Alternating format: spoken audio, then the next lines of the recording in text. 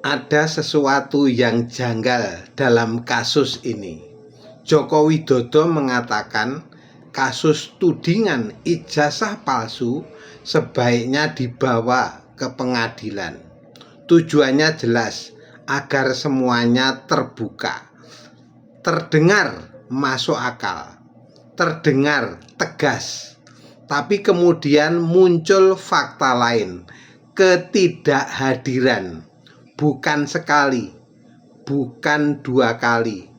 Dan disinilah publik mulai membaca pola.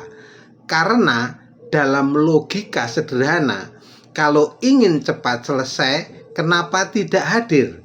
Kalau ingin membuktikan, kenapa tidak langsung menunjukkan? Ini bukan soal hukum semata.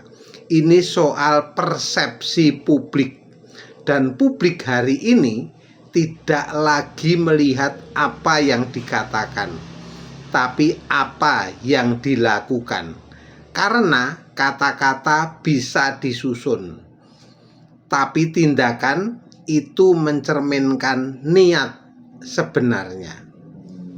Ketika ada ketidaksesuaian antara ucapan dan tindakan, disitulah kepercayaan mulai runtuh.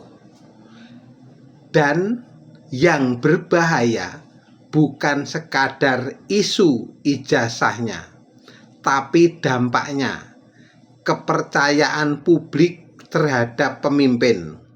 Karena pemimpin itu bukan hanya soal kekuasaan, tapi soal keteladanan. Kalau ingin dianggap jujur, tunjukkan. Kalau ingin dipercaya, hadapi, bukan menghindar. Karena dalam dunia yang serba terbuka hari ini, publik bisa menilai. Dan satu hal yang pasti, ketidakkonsistenan selalu lebih keras suaranya dibanding 1000 klarifikasi.